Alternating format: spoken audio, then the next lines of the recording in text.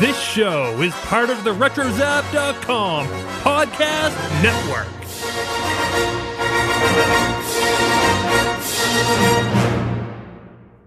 Classic Marvel Star Wars Comics presents issue number 17, Crucible.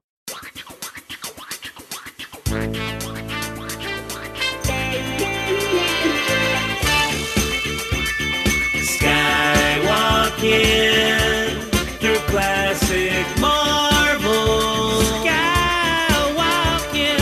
Skywalking through classic Marvel comics. Long ago, in a galaxy far, far away, there exists a state of cosmic civil war. A brave alliance of underground freedom fighters has challenged the tyranny and oppression of the awesome galactic empire. This is their story. That was how Marvel caught readers up in each of their 107 issues back in the vintage era. Well, speaking of vintage era, hey everyone, this is Richard Woloski, and I want to welcome you all to Classic Marvel Star Wars Comics.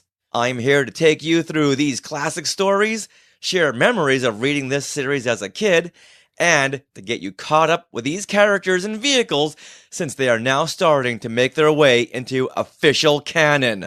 More on that in a few minutes. I'm excited that they're making their way into canon, and I'm getting to learn about them right now. I'm Sarah, and on this show, as we take you through each issue of the vintage comic series from 1977 to 1986, I actually give you my new 21st century perspective because it's the first time I'm reading these comics. This is Randy Martinez, official Star Wars artist. I'm here to also share my memories and to give a more artistic slant point of view to this whole thing we call comic books.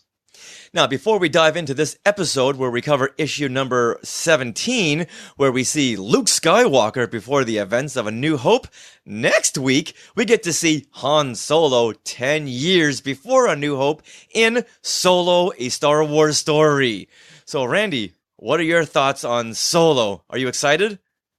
Oh, yeah. I'm always excited whenever a new Star Wars movie's coming out. It's, for this one, this is the first time I'm excited about the director of a movie because, I'm a real big Ron Howard fan going all the way back to when he was Richie Cunningham. And that Sunday, Monday, happy days. And because of my age, I didn't realize that he was also Opie, from... Oh, yeah. From Andy Griffith's show. Griffith's show. I didn't realize that until, years later. But so for me, he was always Richie Cunningham. And the fact that suddenly he made this movie called Cocoon, it was awesome. And like, oh, Richie from Milwaukee made Cocoon. That's awesome. Like, no, it's Ron Howard. That's his name, Ron Howard. And then, so I've followed his movies. I mean, I was going through it the other day and I really couldn't find a Ron Howard movie that was not at least just good on a good level, like at least a B, but everything that he comes out is usually an A. And so ever since he took over, I've really been excited to see what he can do with a Star Wars movie because, he's also best friends with George Lucas, or maybe not best friends, but they're old friends. And so I think there's a lot of connections there to George Lucas, and I'm excited to see that. Not in terms of like a purist or anything like that. I'm just excited about the artist, the director, the artist. So I am looking forward to it. Disclosure, Sarah and I have already seen it. Yes. But don't worry, not going to spoil anything. Mm-mm. But I was very, very excited about the whole thing, especially because this is the vintage era that we're going into. Like, I was so excited for Rogue One because I knew this was where it all started, with that era, with that classic look of the characters that started it all. And now going back to that same time frame, my mind was just going nuts. Because I knew of all the Easter eggs that were going to be hidden in Solo, and believe me, there are Easter eggs. Yeah, and I know I was excited to see Solo just simply because it's about Han Solo, which is my favorite character in Star Wars. Han Solo is my favorite, so yeah. And Alden had the biggest obstacle an actor could ever have, and that's reprising a role that was so well done, an A+ performance by Harrison Ford. How am I ever going to make audiences look at me and not think, he's not Harrison Ford, but he knocks it out of the park. Just slam dunks it. Look at that. 2 sports references. That's how excited I am about all of Ehrenreich. Wow. I just gave you two sports references. Wow, that's pretty good. Is there one specific thing you're excited most about for Solo? In terms of the story, the characters, and what we're going to finally see after 41 years of hearing the backstory on Han Solo. Oh, I know my answer. I think probably the budding relationship of Chewbacca and Han Solo. I mean, that's probably like the back story that is, how do you say it? It's like it's told that their friendship is told so well in the original trilogy that you don't necessarily need to know how they became friends, because they're such good friends. It was told so well, but it's just going to be kind of interesting to see the beginnings of that. So I'm kind of looking forward to whatever they present with that. Boy, are you in for a treat. Are you in for a treat? Well, I figured I would be because of the trailers, and that it kind of alludes to that. So Yeah, definitely. And I know watching the trailers before I saw the film, I was most excited to see the Kessel Run. Oh, yeah. That's been promised. And that we talk and we hear about Kessel Run in less than 12 parsecs. Well, I want to see this thing. Now, there's one thing I want to mention. It's not a spoiler, and... Well, I'll say this. If it's in the trailer... It's in the trailer. Okay, but just don't tell me any story that goes along with it. That's where I stopped talking. Okay. Yeah, it's one thing that I've heard a lot of people say, oh, they're going to do that. I'm not really crazy, but we've seen that before. Guess again. They're finally going to have a nude scene. Let's stop talking. Let's stop talking, but I can't wait to talk to you later on to tell you what that story element was that people were kind of hesitant on, but they do something different with it. That's as much as I can say without spoiling anything. Oh, cool. Now I'm excited about it. Talk to you. You'll have to have me on the normal Skywalking show when you guys talk about it. Oh, definitely, because there's so much to go into, especially this. The part that I was most excited about when walking into Solo was seeing elements from the classic Marvel Star Wars comics. Yeah. Sarah, you know what I'm talking about. Yes, I do. Yeah, some of the toys had mentioned that Enfys Nest was actually a leader of the Cloud Riders. Say what? Did you just say Cloud Riders? Yes, I did. Randy, remember back in episode issue number 9, we were introduced to Sergio X and the Cloud Riders. Yeah. And here they are in Solo. And now John Kasdan, So there's actually a reference to the Cloud Riders. There's Cloud Riders. They never say Cloud Riders. Yeah. And someone on Twitter had asked John Kasdan, the co-writer of Solo: A Star Wars Story, and he said that it was no coincidence that they picked the name Cloud Riders. When former directors Christopher Miller and Phil Lord settled on using swoop bikes, Kasdan found the Cloud Riders when browsing through Wikipedia, and the name stuck. Bam! There you go. So it's on toy packaging. Yes. That it's called Cloud Riders. Yeah. So Richard, you must be like as happy as a Wookiee with a new comb. Yes. I stood up in the theater and said, Randy Martinez, see, I told you they're going to be doing this. And well, all the I can't other... argue with that. Well, everyone else did. Yeah. Sit down. Yeah. Who is this person? Now that's not all. Okay. Because there's even more classic Marvel Star Wars comics crossing over into official canon. Yeah, so it's not just Solo, but young readers are being introduced to the Star Wars characters in Star Wars Adventures, which is a young reader's book, and they're actually treated to some old favorites like Jackson and Amaza. Say what? Yes! Now, we remember Jackson, of course. He's the big green Bunny rabbit, yes. Yep. And Amaza is the woman who loves to wear very scantily clad outfits. Yes, I recall her very well. So, yeah, of course, they appeared in classic Marvel Star Wars comics issues 7 through 10. Wow. So now, in the Star Wars Adventures Annual 2018, these two are found in the story The Lost Eggs of Livorno by Cavan Scott, who said on his site, "A big thumbs up to Matt Martin of Story Group for steering the strip through Lucasfilm. We also managed to get a couple of other old Marvel references in there, too. It's going to be fun." Wow, so Jackson and Amaze are officially canon now. Yes, they are, in more ways than one, which we'll get into in another second. Yes. But I don't know, Randy, if you have read the story, The Lost Eggs of Livorno, but if not, and if the listeners out there, the Skywalkers, have not read this is set shortly after Jackson and Amaze's escapades in the original comic books, the original Marvel books, and coincidentally, we just covered that issue, The Hunter, number 16, on our last episode of Classic Marvel Star Wars Comics. So this story here, The Lost Eggs of Livorno, takes place right after The Hunter. And what happens in the story? Right.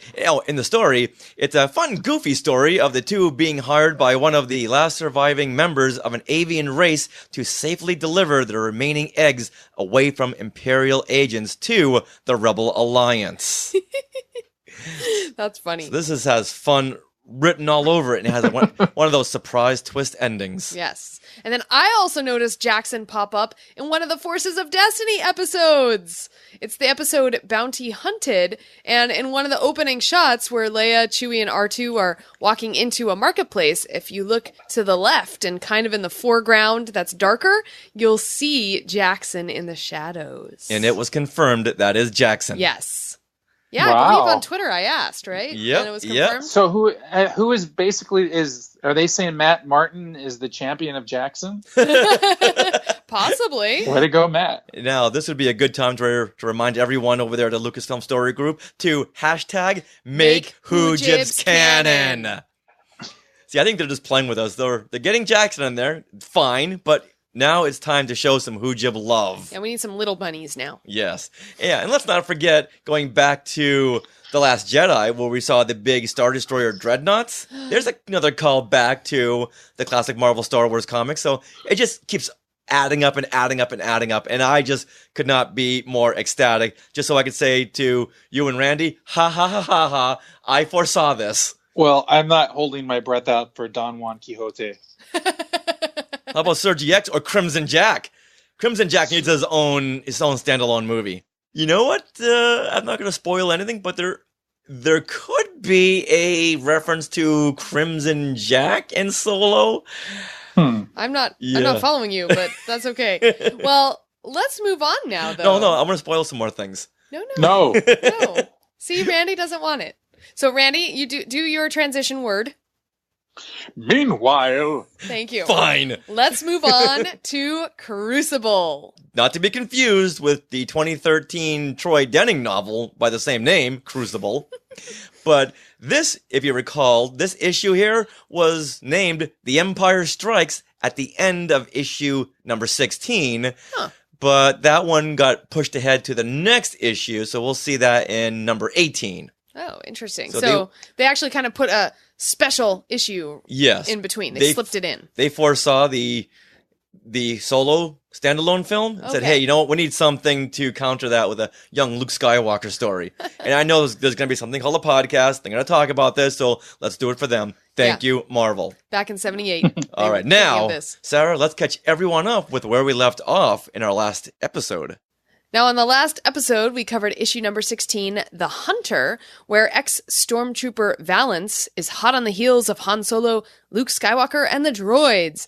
Thinking there's a big reward for the capture of Luke and Han, Valance follows Jackson and Amaza to a Duba 3, where he underestimates his prey. And in the end, we see that he is partly the one thing he hates the most, a droid! Oh, no. Yes. Where's that going to lead? I don't know, because in this issue, this is a special issue, and it makes no reference at all to the previous issue. No, this is a standalone issue. It is. Luke may not get his own standalone movie right now, but he gets his own standalone issue, and that's just as good. Exactly. So here we go. Here is the plot of this issue number 17. Crucible. While Luke Skywalker is piloting the Millennium Falcon through space, his mind flashes back to his life back on Tatooine. At Biggs Darklighter's farewell party, Luke races his best friend and his T-16 Skyhopper through the twisting maze of Beggar's Canyon. Suddenly, they are attacked by sand people. While the others try to hold off the attack, Luke and Biggs rush up to warn nearby residents of the danger in their area. Biggs is wounded, and Luke has got to take him and his Skyhopper through the dangerous and impossible caverns of Diablo Cut. to get him to safety. Having succeeded where others have failed, Luke knows he is meant for greatness. Now, a curious factor pops up here. Why is this issue called Crucible? Yeah, I have no idea. I didn't really think about that until I saw your question in the notes. Yeah, and by definition, a crucible is a container that can withstand very high temperatures and is used for metal, glass, and pigment production, as well as a number of modern laboratory processes. What? Well, crucible also brings to mind a religious term. Was there any other definitions there? And I was thinking religion too. Yeah. But I can only find... I think I'm thinking crucifix. Yeah. I can only find that it means a pot that can withstand high temperatures. Well, I think it's probably... You're probably thinking of the religious thing because of the witch trials. Oh. I mean, that would be because I think that's what most people think about, right? Isn't that what the Crucible is about? Yeah. Yeah, so it's actually a play that was written by Arthur Miller... And it's the partially fictionalized and dramatized story of the Salem witch trials. All right, Randy. Yeah. See? I am way smarter than I look. I tell everybody that all the time. You knew that and we didn't. Well, but right now, proof is in the pudding. We're not talking about pudding or Crucible witchcraft trials or pots that can hold high temperatures. We're talking about the Star Wars comic, which was released. Well, we're trying to find out why they call it the Crucible. So I'm just putting it forward that I think that it's probably because they're in the Beggar's Canyon and it's hot in there and it's like the heat and the pressure and there you go. Yeah. Yeah. Right now I'm getting an image of Plastic Man stretching and reaching as far as he can for an answer. And your brain is very odd. Well, thank you. Thank you very much. All right. Now let's bring it all back here to this issue, Crucible. Forget the name, okay? Let's continue. This was released August 22nd, 1978, and written by Archie Goodwin and Chris Claremont. Artwork by Herb Trimpe and Alan Migrom, and coloring by Marie Severin. Cover art by Dave Cockrum and Bob McLeod. Now let's talk about this cover. Oh, the cover reads, Special Issue, An Untold Tale of Luke Skywalker's Past. Now, Randy, tell us what we're looking at on the cover of Crucible. I think we're basically looking at a classic movie poster, kind of a composition. You got the main hero in the middle. A lot of images of not exactly but it reminds me of Clint Eastwood movies, of the different cowboy movies, The Man with No Name. And just in terms of him being the central piece with all the things going around it, which later became popular in the 80s, with all the Drew Struzan posters and John Alvin having all the little elements of the movie that are in it, but not tell you anything about it. But the central character in the middle doing something action or looking very foreboding.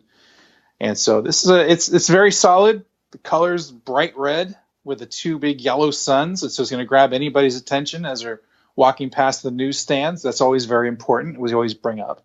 And hey, it's still only 35 cents, so that's a huge selling point.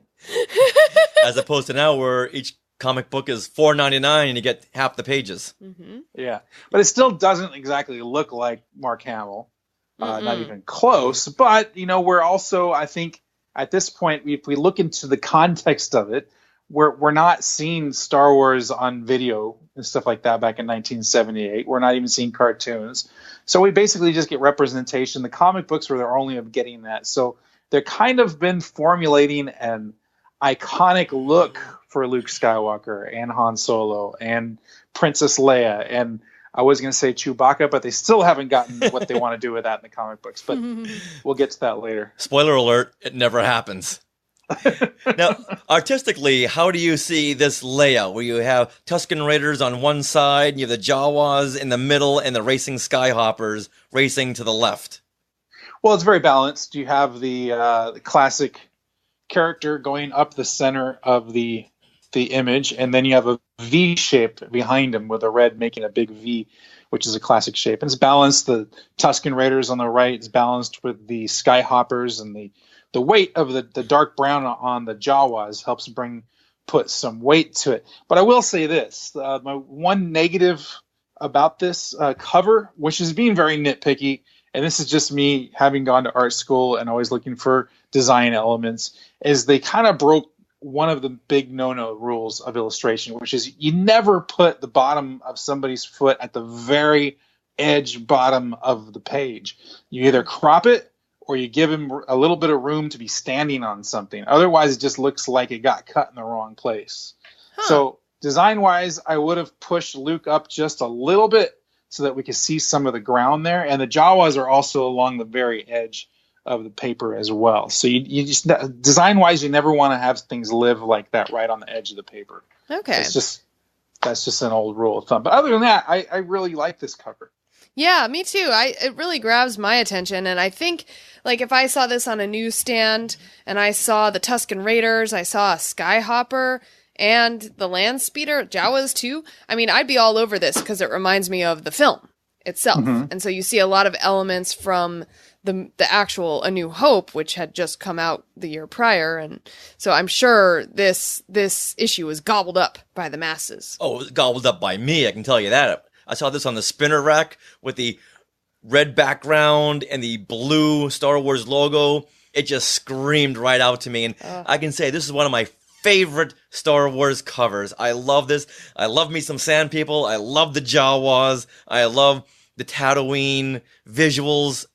So this, I don't think, once again, like I said before, I'm not even sure I paid for this issue. I think I just took it and ran. Was this the one where you took it, you started reading it, and walked out the door? No, that was the last 16 issues. Oh, okay. Now, I wanted to point out a little bit thing that I learned actually about Marvel Comics. Along the very top of the page, it says Marvel Comics Group, and you see the approved by comic books authority, the little logo that nobody even uses anymore. Yes. If you don't know what that is, the approved by comics code authority, definitely Google that, look that up. It's really interesting and a really weird story. Won't go into it right now, but if you don't know what that is, listeners, definitely Google it and check it out. It's weird. And it was a real thing. Can you give us a 30-second synopsis on it?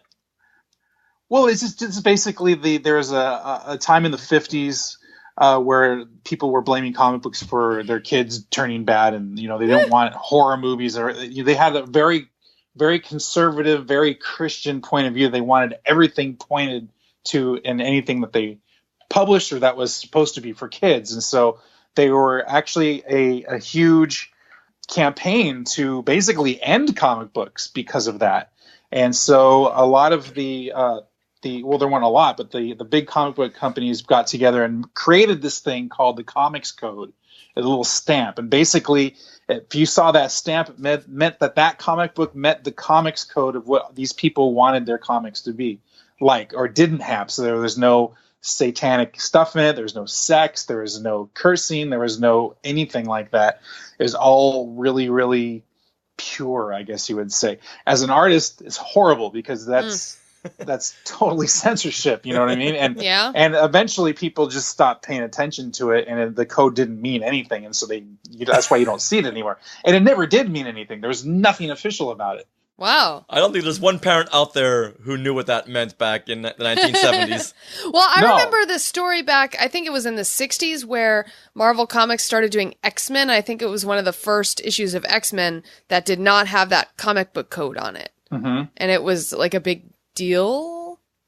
Yeah, it was really big deal. That it didn't have it, but people still kind of followed the rules, the quote unquote rules of that, until you started getting into the late 60s, and there was a Spider-Man where they actually tackled the issue of drugs and pills and stuff like that, and that was like a huge no-no. Even if your comic book, which this one was basically against drugs, you just didn't talk about it because they felt it was better for kids not even to know that drugs even existed.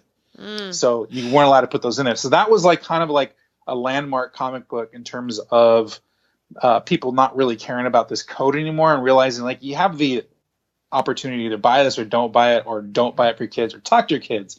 Anyways, that's why you don't see it anymore.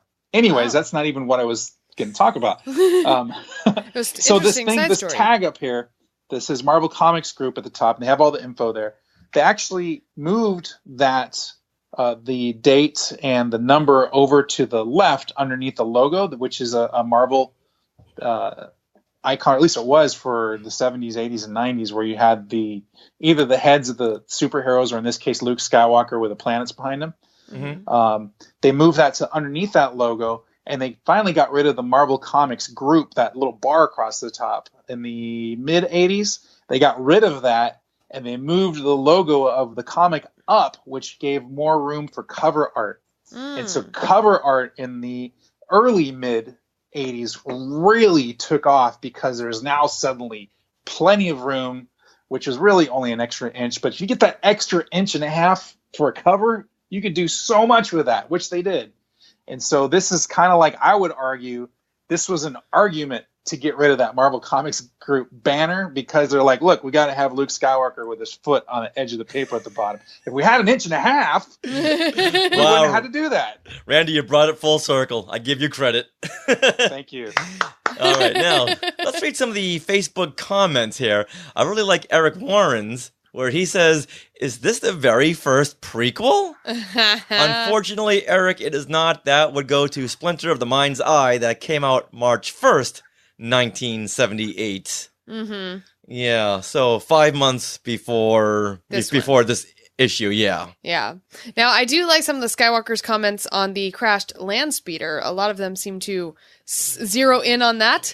So Donald Wicks said, that crash will definitely lower the value on his land speeder. Good luck selling that piece of junk, Wormy. Yes. But there was one here by Patrick Pine that, Randy, I know that you got into a conversation with him on Facebook. So, Sarah, what does Patrick have to say? Not that it's a bad image per se, but covers like this make me think of the classic book, How to Draw Comics the Marvel Way. Sometimes they just take a basic image that may or may not directly relate to the story, setting, and the issue, ramp up the drama and action up to 11, strike a faux Jack Kirby Carmine Infantino pose, often with legs apart, arms extended, weapon in hand, viewed from below to exaggerate the imposing nature and size, and, of course, complete with the action dramatic game face, and toss in the most intriguing background scene, some interesting side characters, give it a sense of menace. So, Randy, you got into a discussion with Patrick on this. Yeah, it was great talking with Patrick, and there was another listener that was chiming in as well in the conversation, and we started talking about the comic book covers and the history of them, and mostly about the How to Draw Comics the Marvel Way that was written by Stan Lee, and which is always fun, because it's like that book. If you're not familiar with How to Draw Comics the Marvel Way, I have mine here. I'm looking at it right now in my bookshelf there. It's like you have to have this book or you're not allowed to call yourself an artist. Didn't they do a Star Wars version of that? Back in 1983. I don't know if it was Marvel, though. May have been Random House. It could have been. I mean, they did How to Draw Star Wars every once in a while. But what this book is great. It's like it's by Stan Lee and John Buscema, which is one of the great comic book artists. And that dude's art like really kind of started changing the game for comic book art, from more of like from the Kirby type of very exaggerated and stylistic to more of a representational superhero, look. And it basically goes step through step of what it takes to be a comic book artist. But the thing is, you can apply it to any type of art, the lessons they have here of how to draw and how to build up a character and how to do gesture drawings, composition, about how to do cells. I mean, it's got everything in it that you could ever know. And every artist that I know, every friend that I have as an artist has this book, and everybody's copy is like falling apart because they went through it so much. This book that I have in my hand right now, I just pulled it out of my bookshelf here, was actually, I bought it for Denise. And on the inside written is, to darling Denise, Excelsior, Stan Lee. Wow. Oh, nice. So that one's a real special one. Yeah. But it's a great book, and we got into discussion about it, and in terms of how, comic book covers are an art in themselves because it's great art, and often the cover actually does not have anything that's going on inside the comic because they're trying to sell the comic and get you excited for it. Mm-hmm. And it became part of the culture so much that you kind of, in a way, I some people were saying they'd be disappointed that inside wasn't what was on the cover, but in a way, for me, it's like if the cover wasn't like more grand than what was inside the book, I was a little disappointed. I wanted to see crazy stuff on the cover that excited me to no end, because it's awesome. And I think that's why people put comic book covers up on their walls, because the art is just so fantastic, you know. And ironically, what's funny about this issue, number 17, actually everything that's on the cover is in this comic book. Yeah, that's true. Well, are Jawas in there? Yeah. Okay, they are, yeah. Now, I can picture a little Randy Martinez as a 6-year-old. In one hand, he's got the oversized Star Wars comic book, and the other hand, he's got the How to Draw Marvel Comics, the comic way, or How to Draw Marvel Comics. Absolutely. I was Star Wars and Marvel, like 100%, like I am now. Nice. Now, you were also saying something on Facebook, or was that a private Facebook message to me about how this story reflected Rogue Squadron? Yeah, I thought it did. For those of you, I believe it was the GameCube version, the Nintendo GameCube, because they did like a few different Rogue Squadrons, I believe. And at the beginning, when you're basically training and learning how to play the game, it starts off in Beggar's Canyon and you're in a Skyhopper. Oh yeah, right. And so yes. it's loosely this story from this comic book.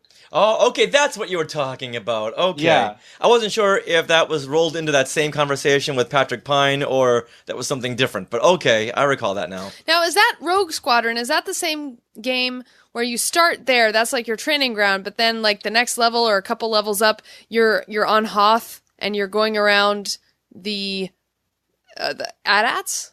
Yeah, you fly different missions in different ships. Okay, yeah, I totally remember that game. Oh, that's fun. Yeah, it was a little because I'd played X-Wing first. You guys remember X-Wing for for computer? I'd played that first before I ever played Rogue Squadron, and as pretty and Rogue Squadron was fun. I kind of didn't like that game because I liked the fact in X-Wing that you could literally go anywhere and it doesn't put you back on track. Like if you went the wrong way, you'd lose that round. But I liked the fact that it was open world in X-Wing, and the fact that Rogue Squadron is kind of like on a track. You have to go a certain way. Always kind of bugged me. Yeah. I was horrible at those games. Yeah, it kind of sucks. I could never do that. All right, so let's dive into the story now. But before we do that, let's go around and give initial thoughts on Crucible. Sarah? Ooh, okay, I get to go first.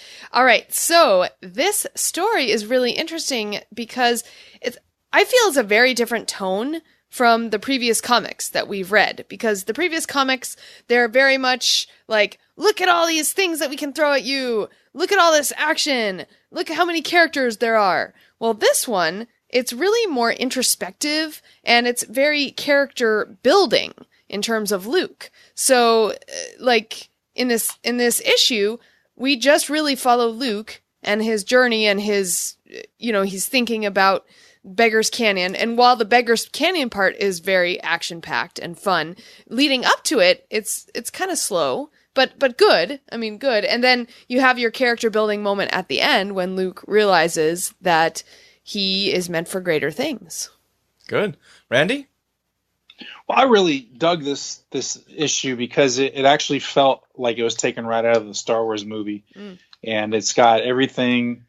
And, we talked about this, not like I'm a loyalist to what really happens in the movies and stuff like that, but it just had a real feel. Like, I really believed that this was part of Luke's story. It wasn't like the previous stories with Han Solo where we're like, okay, really? Does Han Solo would do this? Okay. Okay. Yeah. This actually feels like this is a like they took time to think about and like what Luke did in the original movie and his journey throughout that movie. And they just continued it in this, or at least they did a backstory on it. So everything kind of fit in together.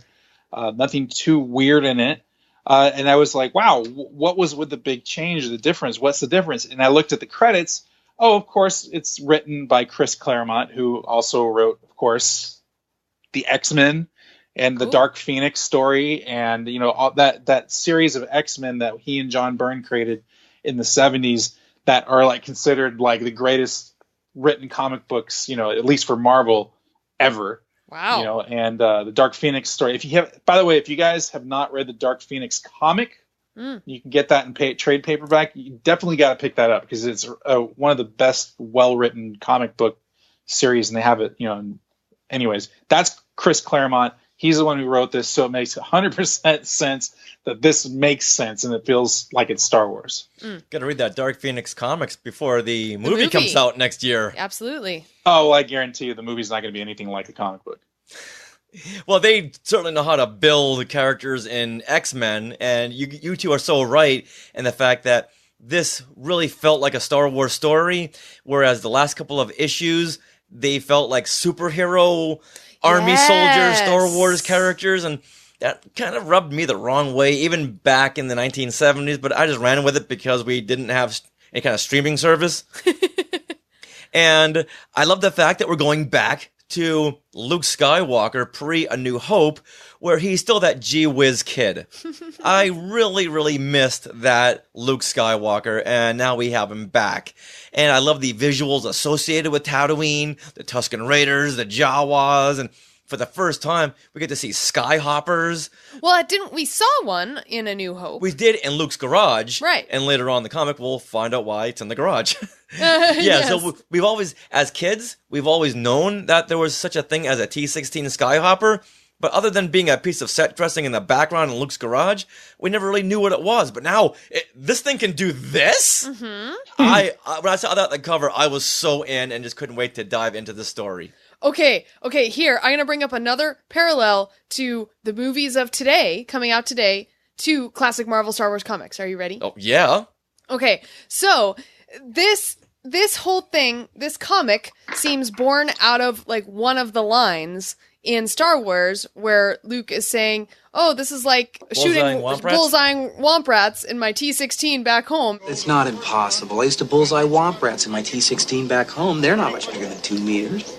So, literally, that line is the genesis of this entire comic. Yeah. Well, let's take the line where Han Solo says, oh, I did the Kessel Run in less than 12 parsecs. Well, what movie is coming out on May 25th? A whole movie about that line. Don't say anything else. Don't say anything. Now, let's dive into the story, where we begin with Luke Skywalker, and he's sitting alone in the cockpit of the Millennium Falcon. His mind starts reflecting back to the day when he called this smuggling ship a piece of junk. What a piece of junk! He soon finds his mind jogged back to another time, another place, across the galactic reaches to his home world, Tatooine. So, Randy, tell us what we're looking at on the splash page here. Well, we have Luke Skywalker, which is supposed to be in the cockpit of the Millennium Falcon, which is, at the time when it was made, nobody probably would have batted an eye at what this looks like. But having drawn the Millennium Falcon a million times and having seen Star Wars a million times, this is obviously some other ship because the cockpit has windows all the way along the sides. And the size of a studio apartment in Hollywood. Yeah, and it's huge. And then the controls look more like a computer kind of console, like from an Ed Wood movie. But it's still, it's interesting, and we get to zoom in, and like a camera is coming in through the cockpit window into what Luke is thinking, and it's a good shot. I'm just making fun a little bit of the art, but the art's actually pretty good in terms of execution. Now Luke is looking straight at us. See, I don't think he's looking at us. I think he's looking through that bottom window there on the right. See, for me, I'm looking at it like Luke is looking at us, pulling us into his memories of his home life on Tatooine before all of these Star Wars happened. That's what I was getting out of that. Okay. See, I saw it as him like having that 1,000-mile stare, like he'd been in Vietnam or something. He's like looking past the universe. And like Luke, we are brought back to the desert wasteland of Tatooine. A small rodent scurries the sandy floor until a green womp rat springs from nowhere and gobbles it up with a chonk. But the life and death cycle rears its ugly head, and the womp rat is bullseyed by a kid and a familiar land speeder. Luke Skywalker is very proud of his direct shot. I bet even Biggs never made a one-handed shot with an energy rifle while fighting landspeeder controls, Luke says, talking to no one. Now, how do we feel about Luke being so gung-ho about his enthusiastic kill. I think that had it gone the other way, had we saw Luke first in his land speeder going bam, bam, bam, hitting the womp rats, we wouldn't have really thought twice about it. But because we saw the little rat and the womp rat first, we kind of take the womp rat's side and are kind of sad when it's killed. Okay, all right. It's just a form of wildlife trying to survive, and that's how we're brought into the scene, is through their point of view. Right. Okay, yeah, that's a very good description. It's a little research for fans to do for us. Is this indeed the first image of a womp rat ever made in Star Wars? So check that out, everybody. Yeah, so Skywalkers, tweet at us at SkywalkingPod. But you know what? Another page, Luke does validate his actions by saying that at least they won't be gnawing on any Vaporator cables. Yep. So, okay, I guess it's all for the best. He's thinking about the greater good. Yes. Nice. Now, Ooh, I just realized he's putting that womp rat in his land speeder with him. Yes, he is. Yeah. That's gross. He's tying it to the hood. Well, it's meat, I suppose. Yeah, so you know what? He kills it as long as he's going to do something with it. Then, Yes. you know what? That's how the life cycle works. That makes sense. Now, Luke is unaware that he was being observed by a couple of Tusken Raiders. What? Wait, I have a note on this. What? So one of the things he does, he kills the womp rat, right? Mm-hmm. And then he says something about, so Luke says about the womp rat, at least this one won't be gnawing on any Vaporator cables. And then he says, and the bounty on him might be enough for those macro binoculars I've been wanting. So since when do we have bounties on womp rats? Good point. That's a very good point. I just thought that was very odd. And this also ties into Star Wars. When he's out looking for R2, what's he using but macro binoculars? Exactly. So, he must have sold the womp rat? I'm thinking this is a coincidence because back then they didn't really do their research.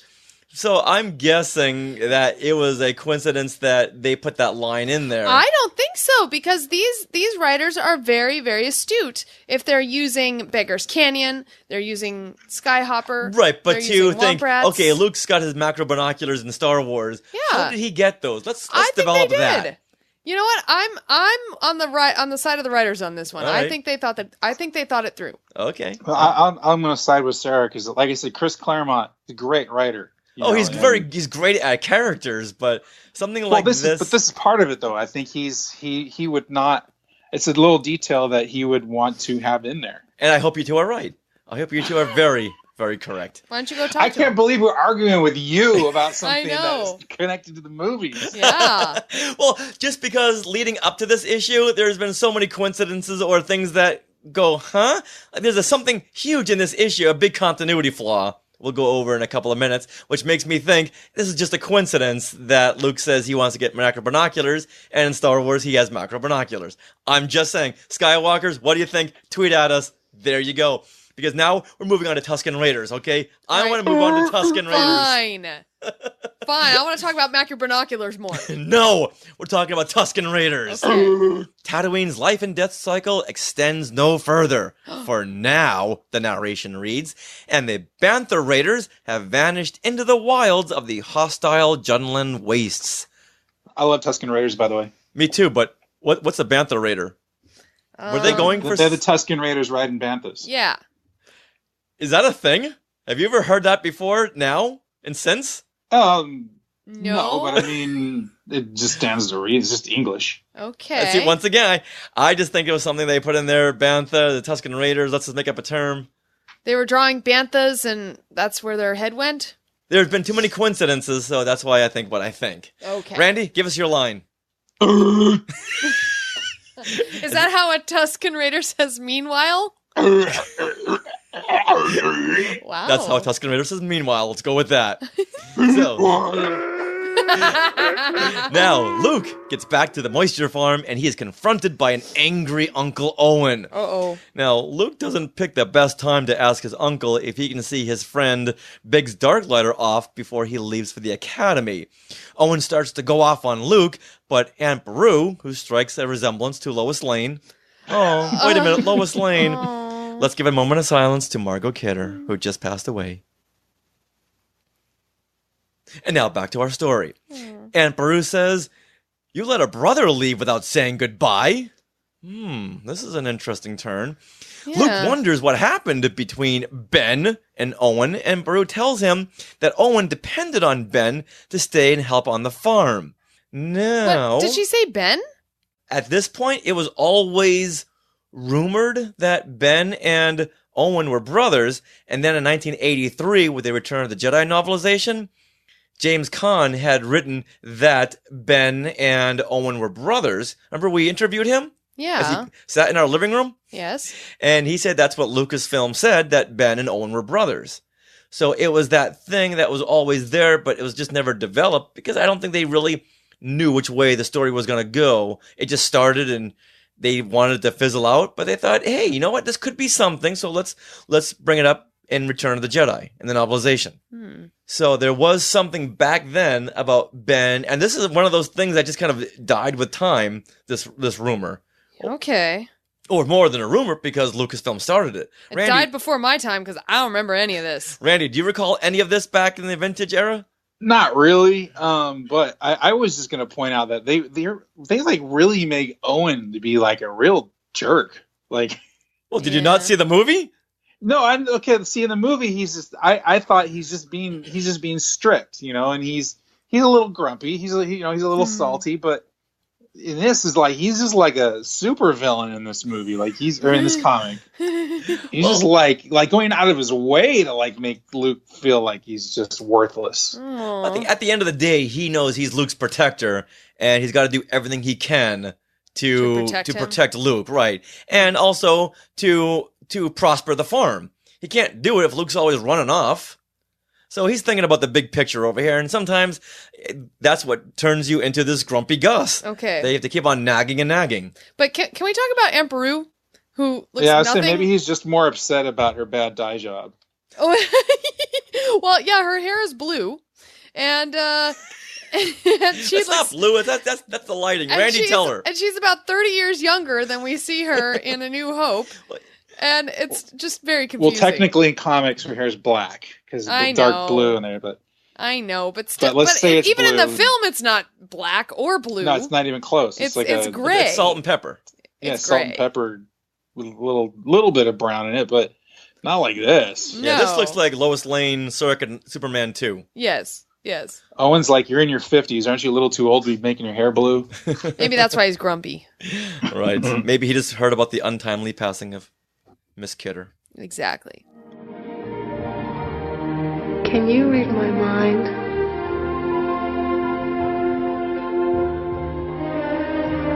Do you know what it is that you do to me?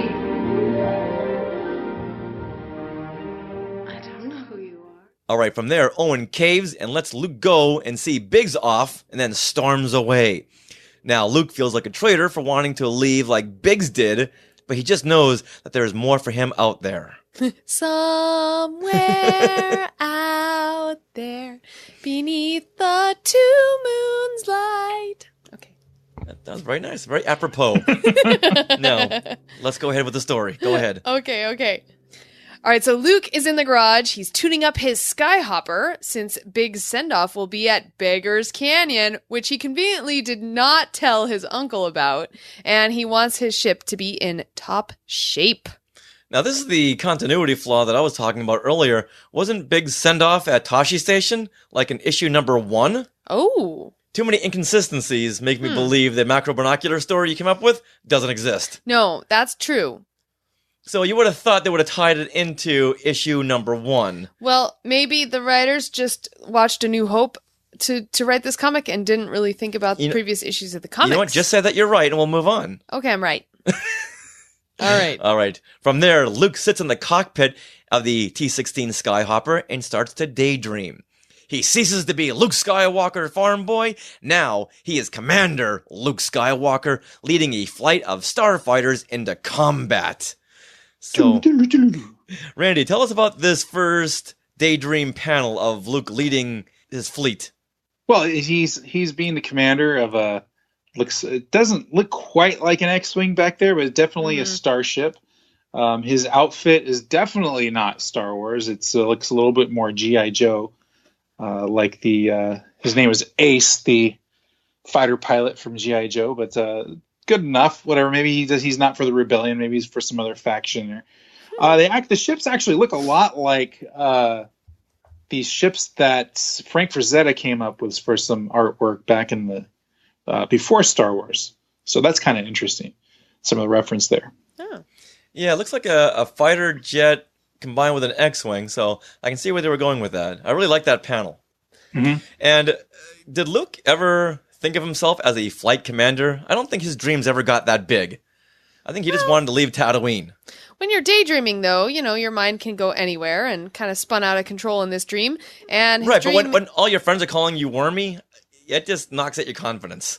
I like in that first panel, though, where there's little stickers laying outside. This is emergency release warning, external release and stuff on it. Like, this is obviously from a jet. This guy cut a reference. Oh, wow. Now, there's attention to detail.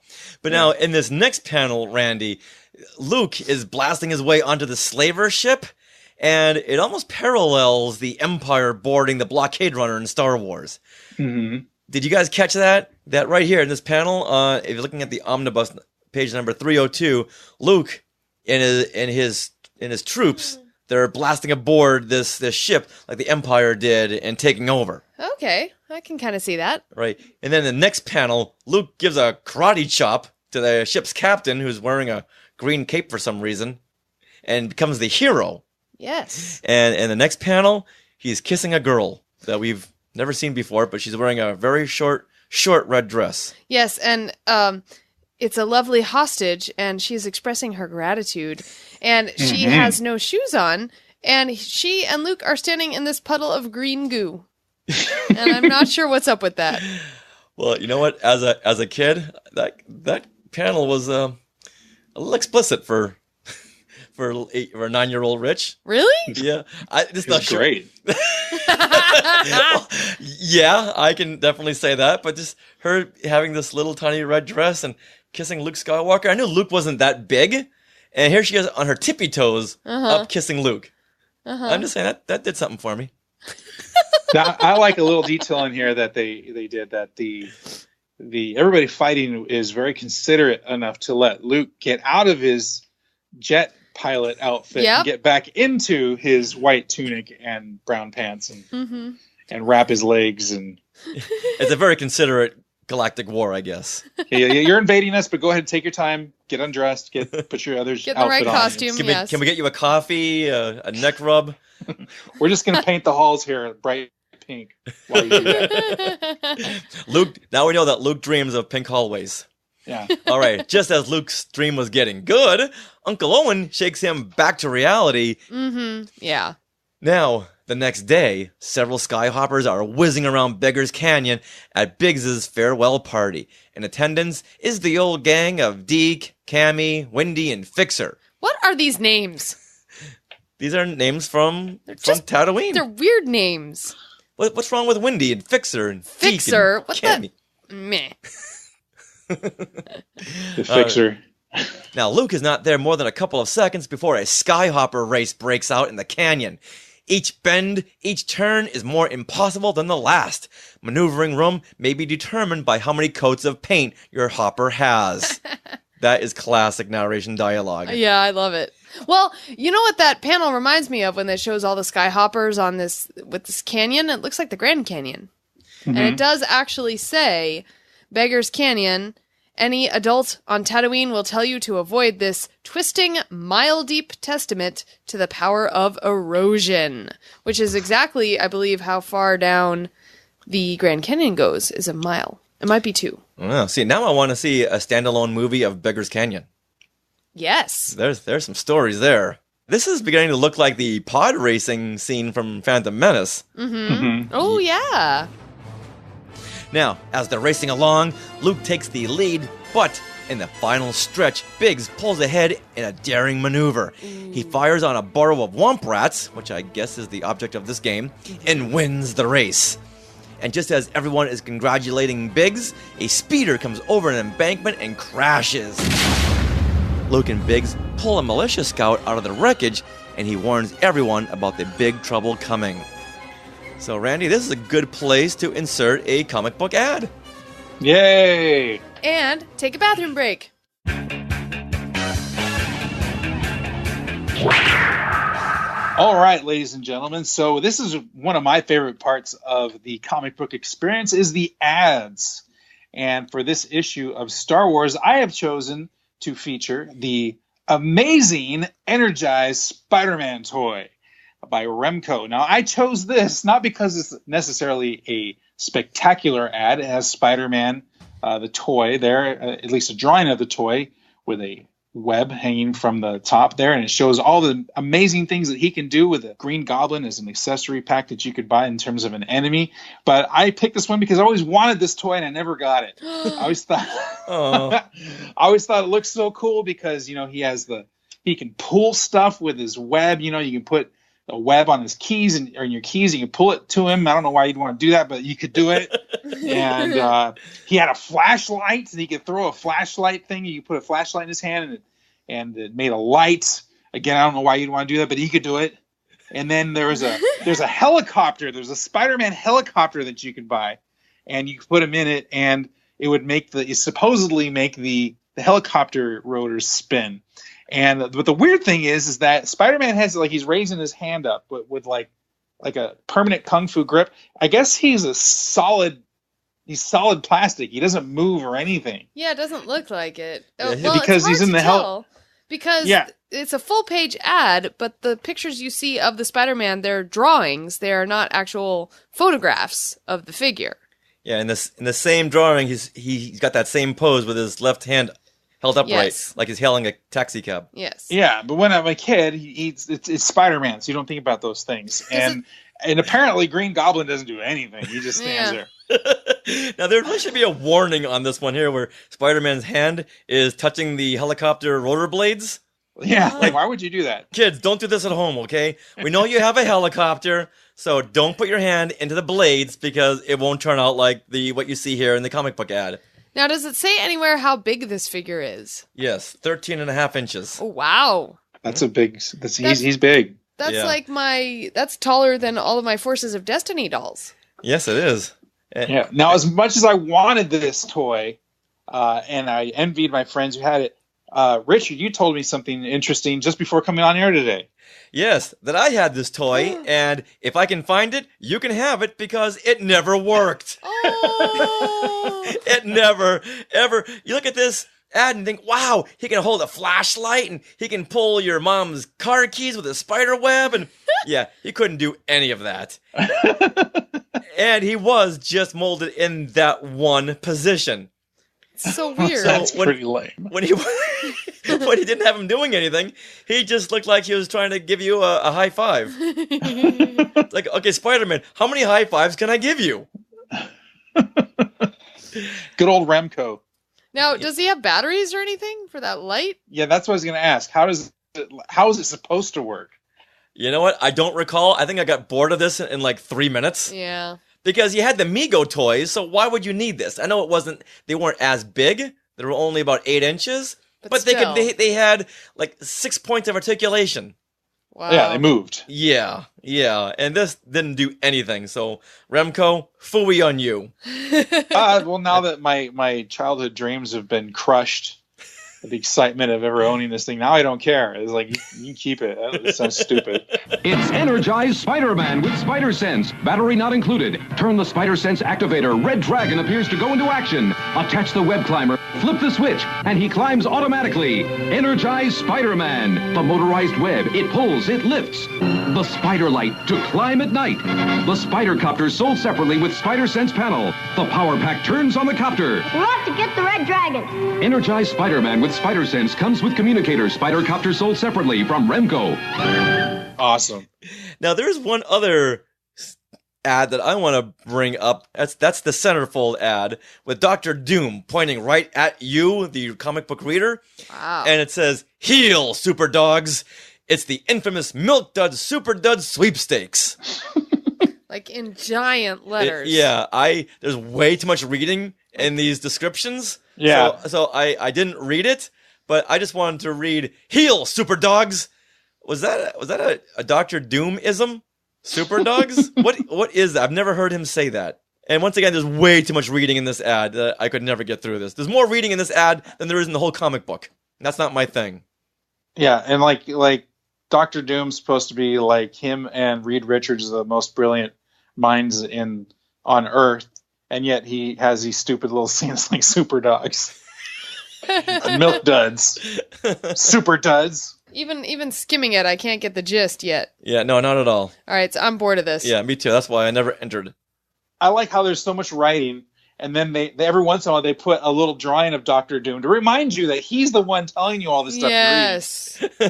And clearly you never signed up for the sweepstakes, because that isn't cut out. Nope. No, this is a Star Wars comic. I would never deface a Star Wars comic. Oh. You know, you're lucky we took it out of the Mylar bag.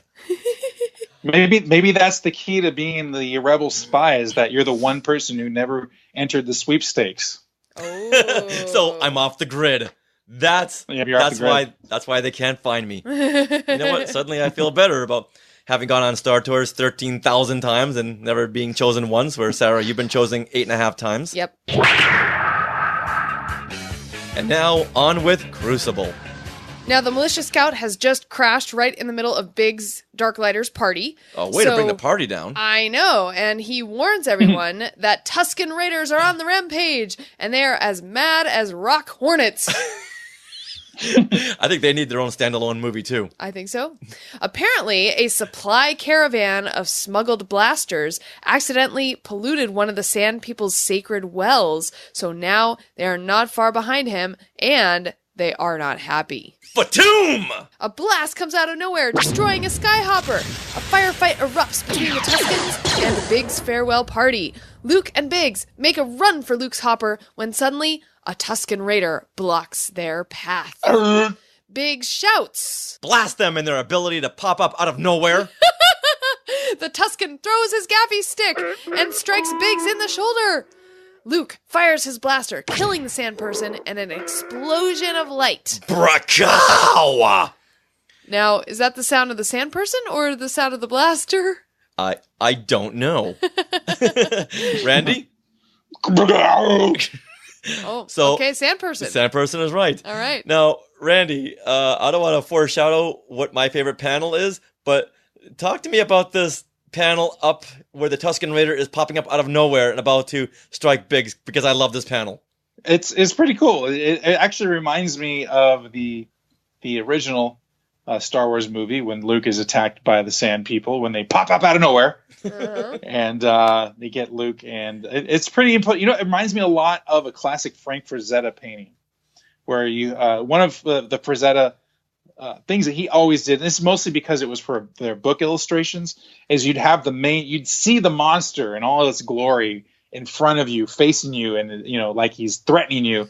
And then in front, you have the back of the hero. So you'd see the back of Conan, or you'd see the back of the Death Dealer or something. You would rarely see the front of him as he's battling some big monster. So this is almost like a homage to Frank Frazetta.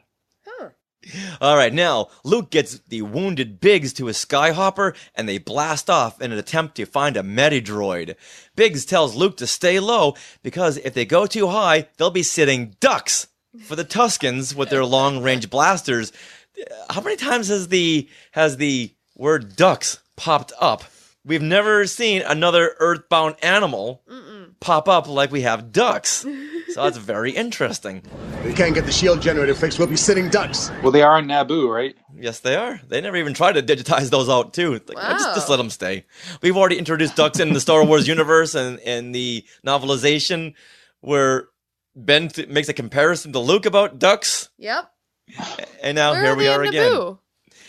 On the lake? Yeah, in the lake. Yeah, they're in the lake. Yeah, it's kind of like in The Force Awakens, where they could take out all the puffins or just make them porgs. Yep. But to stay low, they'll have to go through the dangerous Diablo Cut. Luke musters up the confidence and goes for it. Through this chaos, Boy and Skyhopper must become one. I just want to point out they're using Spanish now. What, Skyhopper or one? Diablo. Diablo. Yes. Means devil. Ooh. All right, so Luke twists and turns the hopper through the corrosion until finally he hits the end and soars back up into the clear blue sky. Safety ahead until they are attacked once again by a Tusken scouting party. The hopper... The hopper catches some shots in the afterburners, which starts a fire on the tiny racing ship. But Luke manages to make it all the way back to the Lars moisture farm and crashes the ship right outside. See? Well, okay. Well, another point for Marvel for thinking this one ahead. We saw the Skyhopper in Luke's garage. How did it get there? Well, Luke crashed it trying to save Biggs. You know what? Mm-hmm. High praise to Marvel. Absolutely. So Owen and Beru race out to meet them and help Biggs. So now, a little while later, night has come, and Biggs is all right. And Luke thinks about how he managed to get out of the Diablo Cut alive. He somehow reached deep within himself and did the impossible. He feels like what happened that day was some kind of test, and he felt like he had passed. Kind of like the Jedi Trials. Ooh, the beginning of the Jedi Trials. Right here. Once again, another point for Marvel. Yeah. With that, everything changes for Luke Skywalker. He has touched greatness and knows he can never go back to being just an ordinary moisture farmer. He knows he must now reach out again and touch the energy that surrounds all living things. The story then flashes forward to all the great adventures Luke has experienced in Star Wars up to the battle on the Death Star. Yeah. So, Randy, tell us what's going on in this big splash page. It's kind of a cool montage of the basic story of Star Wars, or Luke's journey through Star Wars, where you got the Princess Leia being shown to Luke by R2-D2's hologram, and then you have Luke getting a lightsaber from Obi-Wan Kenobi, I guess striking himself in the head with the lightsaber and being happy about it. And then we have the smoldering Lars homestead, which is where he loses Aunt Beru and Uncle Owen. And then we have Luke in the Falcon cockpit with Han Solo, and it looks like some kind of cat. Darth Vader has found the Ant-Man, Giant Man pills and gotten very large behind his stormtroopers, and they are trying to get the heroes from the Death Star. And then, of course, the Death Star trench as he goes to blow up the Death Star. And I'm assuming that little tiny circle is the Death Star blowing up and not a Jedi training ball.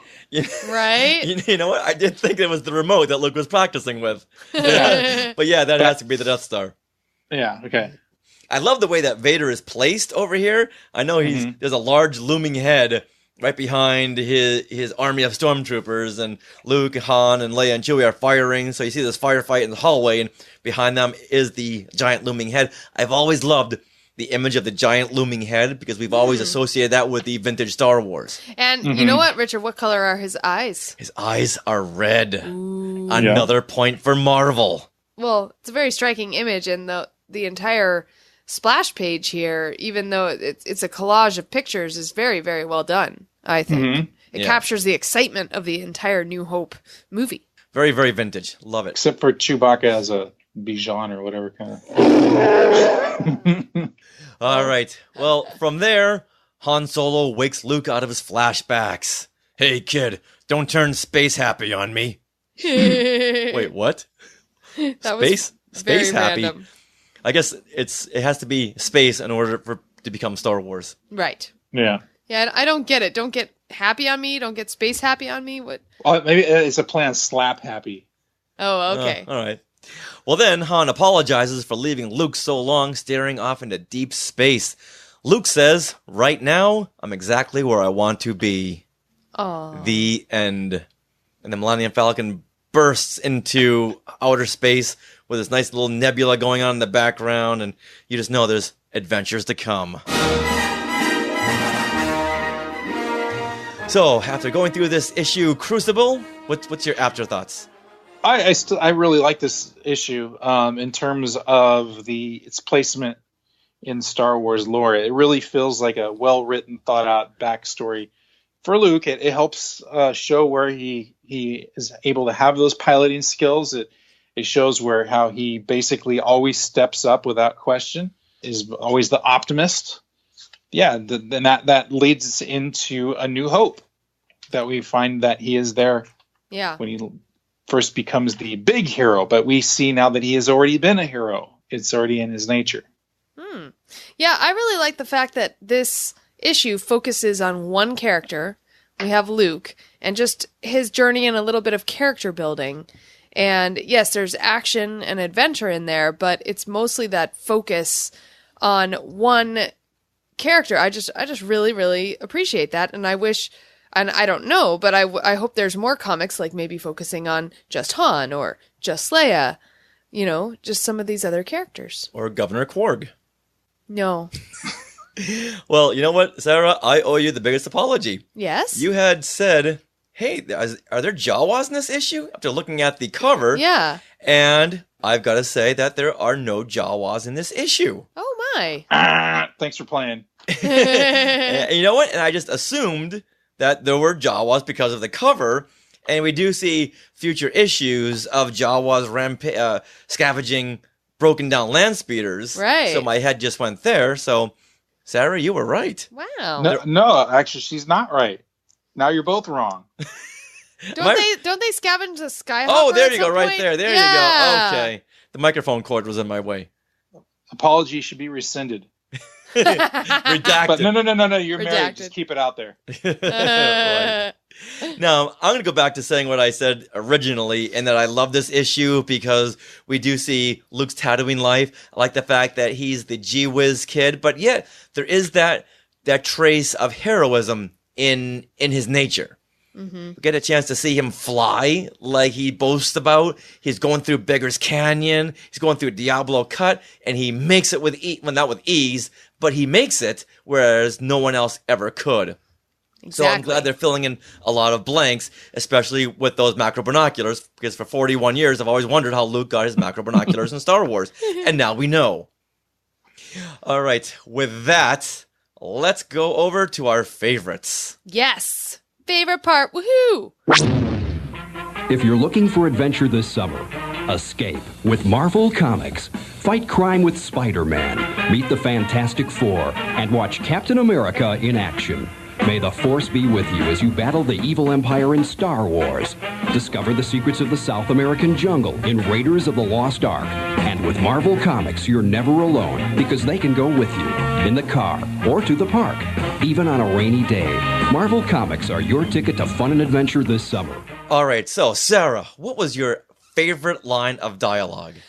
Okay, so I am going to head to page 305, which is the start of this race. Well, actually, it's in the middle of the race between Biggs and Luke, because in Beggar's Canyon, because all the other Skyhoppers have since gone out of the canyon and what is it?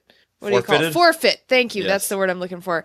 They have all forfeited the race, and so only Luke and Biggs are left. And towards the end, Biggs is trying to get in front of Luke and says, "Gangway, hotshot! I'm making my move." Which I thought was an awesome line. And if someone tells you to gangway, well, I think I would, just because I'd be so surprised they would use that word. No wonder he's in the academy with terms like that. Exactly. All right, Randy, what was your favorite line of dialogue?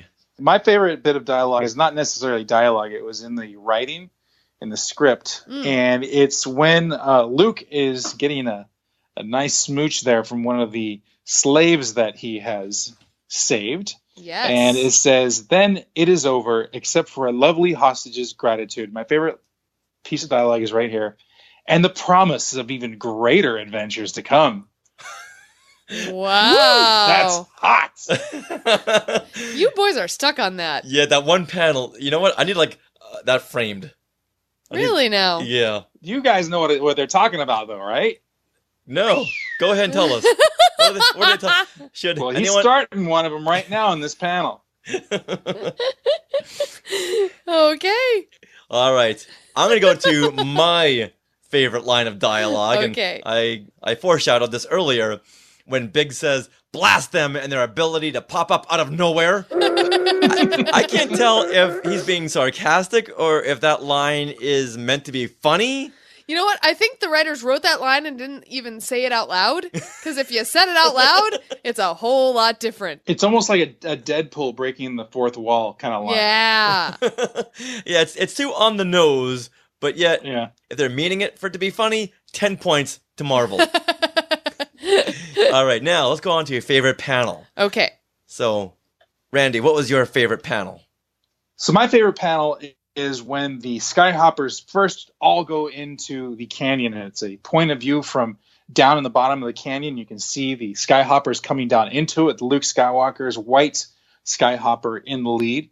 And I just really love this composition. It's a really interesting point of view, and I really get a sense of the speed and the swooping motion of these Skyhoppers, and it just kind of sets the tone. A lot like you had mentioned in episode 1 with the pod races. Right. And you have the cliffs here and the different colors and tones of the cliffs here. You can see that the bright orange behind the Skyhoppers, obviously the sun is hitting that part of the canyon, but now they're going into a shadowed part of the canyon. I think it's just a really cool panel. This is actually, I think, one of the better panels in all the comics that we've seen so far. It's not super complicated, but it's sometimes less is more, and I really, really like that. Yeah, you can really tell that Marvel is paying homage to George Lucas and his racing obsessions. Ooh. Like in American Graffiti and later on in Phantom Menace. So, and I love the fact that they pulled this little nugget, like Sarah, you had mentioned earlier when Luke had mentioned to fake Wedge, about Bullseye and Womp Rats in their T-16 back home. Now we get a chance to see it. Well, Randy, you took that panel right out of my mouth, because that's my favorite too. Awesome. I really love that, and it is very, the movement in there, and it just really makes your brain fly to, like, if this whole page was just that panel, you would really get a sense of what was happening, even without seeing any details. You can hear him just going. Yeah, it's like the whole feeling of it. It's a very, it just evokes that whole scene. Yes. All right, so Sarah, that's also your favorite panel? Yes, it is. All right. My favorite panel comes on page 22 of the comic book, but page 308 of the omnibus, and that's the shot of the Tusken Raider being blasted with a bracow. Nice. Or, Randy, how does that sound? His whole body is engulfed in this big fire flame. Wow. And I know it's not pretty once you start thinking about it. Like, this guy's on fire.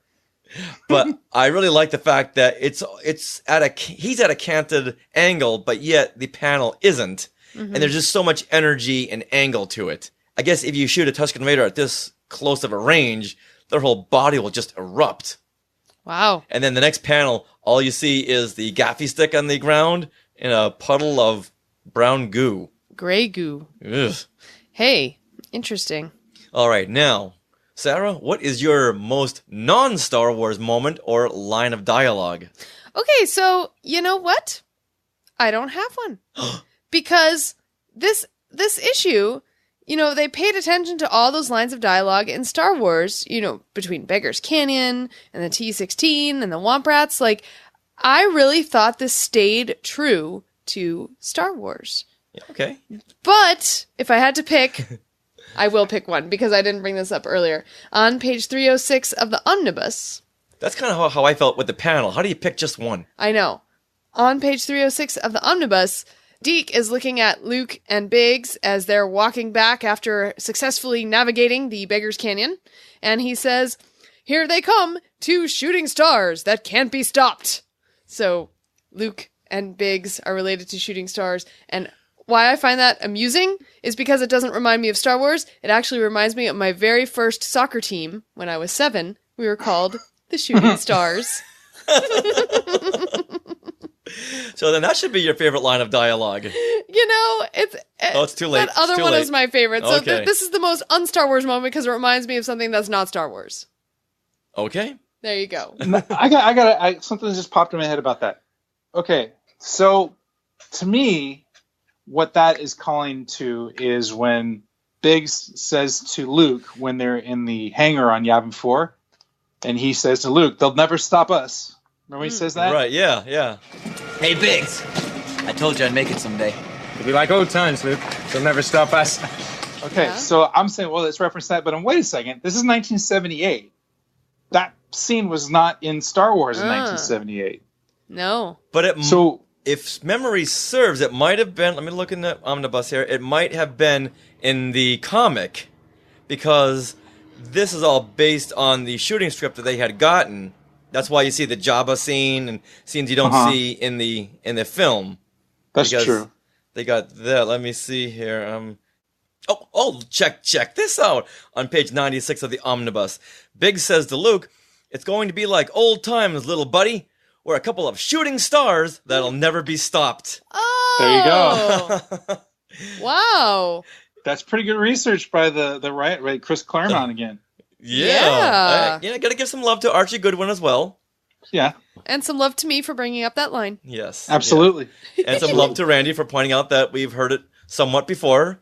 And kudos to me for finding it in the omnibus. Exactly. All right. Teamwork. There. Yes. Pat ourselves on the back. Yeah. We're a podcast that can't be stopped. All right. Now, Randy, what is your most non-Star Wars moment or line of dialogue? Well, I'm once again in agreement with Sarah that I really couldn't find anything that felt not Star Wars. I mean, it really, and being 100% honest about this, it really feels like it could be a Star Wars story. Like they could make this into a movie if they wanted to, as a backstory, an adventure of Luke Skywalker before A New Hope. And there's nothing in here. But even the goofy dialogue feels like Star Wars. I mean, let's be honest. As much as you like Star Wars, there's some very awkward dialogue, famously said by Harrison Ford and Mark Hamill in interviews since the movies came out. So even that feels very Star Warsy in here. But if I have to pick one, it would probably be my favorite bit of dialogue or text, which is the innuendo and promises even greater adventures to come. They don't really go into any type of innuendo in Star Wars. You either kiss your sister or nothing. Yep. They're very direct about things. Okay. Yeah, there's no innuendo. Okay. Now, I'm going to echo what Sarah, you and Randy said, because it took me quite a while to find a non-Star Wars moment or line of dialogue, and I went through this again and again, and wow, this was chock full of great stuff. And then I stumbled upon this on page 5 of the comic and page 300 of the omnibus, and that is Uncle Owen's Buster Brown hairstyle. Now, I know they're going back to the 70s, but even that's kind of ridiculous. Do you recall Buster Brown? Nope, I have no idea what you're talking about. 1902 comic strip that they later used as the mascot for Buster Brown shoes. You're on your own, Rich. Yeah. I'm Buster Brown. I live in a shoe. My dog Tide lives there too. And we're heading down the track right to your shoe store with some great new shoes. See you soon. You can get a free boodle bag with surprises inside when you buy Buster Brown shoes at participating dealers. Yeah, it kind of has almost like a Justin Bieber-esque style with the hair swooping forward. Yeah, I just can't get past this. And that's the only panel I see that he's got that hairstyle. I guess with hair, not Star Wars, is Aunt Beru's hair. I guess that's probably something too. Yeah, but she looks like Lois Lane, so you got to leave her alone there. Lois Lane is off limits for this episode. This is a very strange decision, though, to give her black hair when they went out of their way to give Uncle Owen look like Uncle Owen and his Buster Brown hair. I agree, and even in the kitchen, I mean, they did their research too, because even in Aunt Beru's kitchen is that little food processor thing that she puts stuff in. Mm-hmm. That's even drawn here in the background. So I don't understand why they made her a different woman. You know what? We're all human. We make mistakes. Just like recasting. Like Biggs' farewell party being at Beggar's Canyon and not Tashi Station. All right, with that, before we wrap things up now, there's a letter in the Star Wars letter column that I thought was worth pointing out. Okay. So let's all flip to that. And in the first letter, this kid, I think he's a kid, he goes on about how he loves the Star Wars comic, but he writes, "Whatever happened to Darth Vader? It's been a whole 5 issues without him." But then Marvel comes back and says Darth Vader will return next month. Then they go into the fact that Carol Titleman, who was the Star Wars Corporation's director of publication, will be assisting in the direction of the comic book, as not to contradict The Empire Strikes Back, because they had to be careful with what they did, which is why you don't see Darth Vader in a lot of these issues, because Empire Strikes Back was going to be centered on Darth Vader. Right. Now, this was a story group in 1978 that was led by one woman. Wow. That's my point right there. Yeah. So women have been leading Star Wars since the very beginning. Nice. And Carol Titleman, she's been someone I've been trying to get on Skywalking Through Neverland, and more on that later on. Okay. Yeah. Yeah, you may see here on a lot of the early Star Wars books, like The Art of Star Wars, all put together by Carol Titleman. She was big up in there. She made a lot of the decisions. So once again, she was part of the story group. Excellent. Yeah, her name is very familiar to me, so we've been seeing it around. So I thought that was worth pointing out. I agree, yes. And this is also another good time to point out to Skywalkers to hashtag Make Who Jibs Canon. Well, thank you everyone for joining us on Classic Marvel Star Wars Comics, where we just went through Star Wars number 17, Crucible. We'll see everyone back for issue number 18, titled The Empire Strikes. Will that title stick? Well, yes, because we already said in the beginning it does. Stay tuned and find out. All right, we want to thank Rob Dellinger for his awesome jingle and for being our podcast composer. And Skywalkers, if you want to get a hold of us, you can get a hold of us on social media. We are at Skywalking Pod for Twitter and Instagram. We also have our Facebook group where we post the the comic book covers each time we do these episodes, and we ask for your feedback. So if you want to be part of that group, all you have to do is search Facebook for Skywalking Through Neverland and click on the Request to Join tab, and then you have to answer the questions there to join. And now, Randy, where can people find you on social media? Of course, you can find me at my website, which is randymartinez.art, A-R-T. And then, of course, on social media, you can find me across all things from Instagram, Facebook, Twitter, everything at Randy Martinez 40. That's Randy Martinez 40.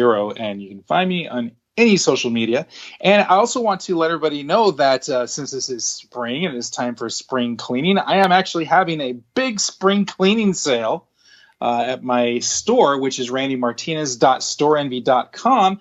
And if you want to get a commission, that includes that in the sale as well. It means everything is 20% off. And the reason I'm doing this is literally spring cleaning. I have a lot of projects I've been working on, which has been awesome. And I'm actually running out of a lot of space here. I have no place to put a lot of art. So that's your guys' benefit. So I just need to get a lot of this artwork out of here. So if you take a look at my website to go check that out, or if you want to talk about getting a commission, that's cool too. 20% off through the rest of the spring. So first day of summer, that sale is over. Bam. Can you preview anything Marvel-wise or Star Wars-wise you have coming up? Yes, I actually, for Comic-Con, I'm very excited to say, I am going to have like a mini gallery at the Choice Collectibles booth of 7 new Marvel Legacy pieces of art. They will be paintings, of course. You might remember the Spider-Man and Captain America and Black Panther Legacy that just came out when the movie for Black Panther came out. And I just finished a Deadpool Legacy piece with any luck. That will be coming out with the release of Deadpool 2. I'm really excited. I'm doing a lot of Marvel stuff. And, of course, love Marvel and Star Wars just about equally. And so it's really, really exciting to go back and forth between the two franchises, I guess we call them. And so look, definitely I'm gonna have a big presence at Comic-Con, and there's going to be a lot more coming for San Diego Comic-Con, so be sure to check out that. Well, hopefully before Comic-Con we can record another episode and you can tell everyone where you're going to be and where they can find you at Comic-Con. Yeah, we'll definitely do that, and there will be more stuff that I can technically talk about, and one of them is a pretty big Star Wars project that I still can't talk about, but I can at least tell you guys everybody's going to be really, really interested in this. I've got some brand new art, and it's almost kind of like art that you guys have never seen from me before. I'm starting to take some different chances with my art, and I'm really, really happy with how things are turning out. And the people in charge are very excited about it too. So I can't wait for you guys to see it. And it's bugging me that I can't talk to you guys about it. Oh, man. Well, we are excited too. So let us know, and we'll make sure to share on social media. Definitely, yeah. All right, Skywalkers. Well, thank you once again for joining us on Classic Marvel Star Wars Comics. This is Richard. This is Sarah. This is Randy. Saying, Bracow! Skywalking through classic Marvel. Skywalking. That was how Marvel caught readers up in each of their 170 issues back in the vintage era. 107 issues? What did I say? 107? 170. Oh. And I am William Shatner. That was bad. It was terrible. I'll do it again. I was trying to shock you guys. Yeah, you did shock us, okay. Oh. Blooper reel. You know, Crimson Jack, I could see them like putting a guy in their name that. That's not a bad name. But Don Juan Quixote and Sergi X maybe, but Don Juan Quixote is just so... He wouldn't work at all. And it's like you might as well put SpongeBob in the movies. Blast them and their ability to pop up out of no. I can't get through the line. This is so stupid. I love this line. Okay. Big says. That was perfect. Fatum. No. We did it perfect. Okay, sorry. All right. Wow. There you have it. Dinner time. Definitely.